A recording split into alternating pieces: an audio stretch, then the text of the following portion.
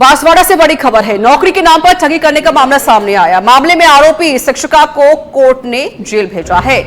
आरोपी ने बेरोजगार अभ्यर्थियों से हड़पे थे लाखों रुपए। अभ्यर्थियों ने दानपुर थाने में ये मुकदमा दर्ज करवाया।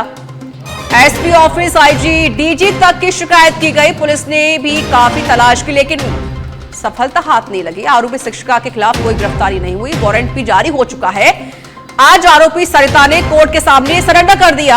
17 फरवरी 2025 तक जेल भेजने के आदेश भी जारी किए गए। आरोपी सरिता 24 जून 2024 से फरार चल रही थी। आखिरकार उसको अब गिरफ्तार कर लिया गया। 2022 का दानपुर थाना पुलिस का मामला है, जिसमें एक प्रार्थी है रेखा मीणा, जिसको सरिता बोला व अन्य अभियुक्त जिन्होंने रीट मामले में भर्ती का झांसा दिया था और उससे पैसे हट लिए थे। बेरोजगार छात्रा थी गरीब घर की, तो उनके झूठे झांसे में आ गई।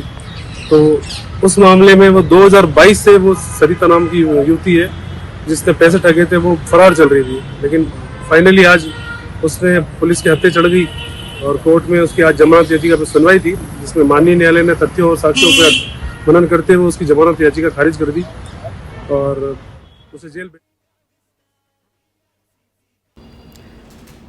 तो ये बड़ी जानकारी। आरोपी ने बेरोजगार अभ्यर्थियों से हड़पे थे लाखों।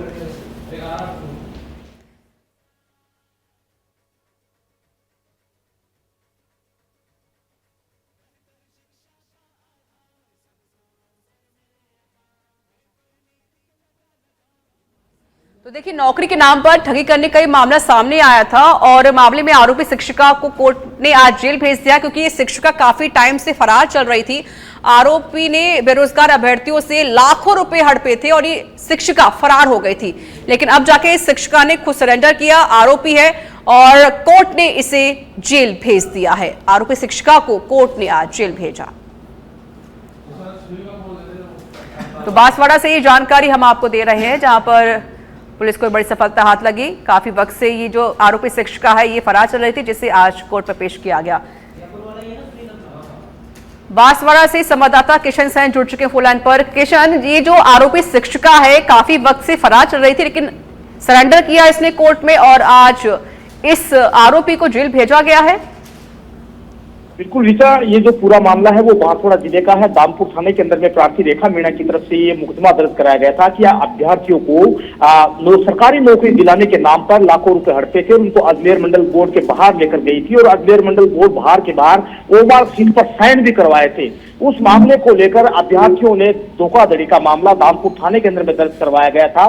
जुर्म प्रमाणित हो चुका था। इसके साथ के अंदर में एक कुमाऊं एसओप भी है और इस पूरे मामले को आज करीब तीसरा साल होने को आ गया। आरोपी जो शिक्षिका सरिता बोला है वो लंबे समय से फरार चल रही थी। पुलिस भी शायद उसको पूरे तरह से कोऑपरेट कर रही थी, क्योंकि लगातार है वो जो आरोपी शिक्षिका है वो अपना स्थान चेंज कर रही थी। कहीं ना कहीं इस पूरे मामले के अंदर पुलिस की मिलीभगत थी।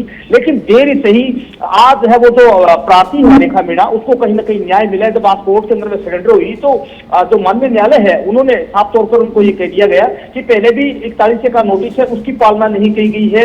2 बार अग्रिम जमानत खारिज हो गई है।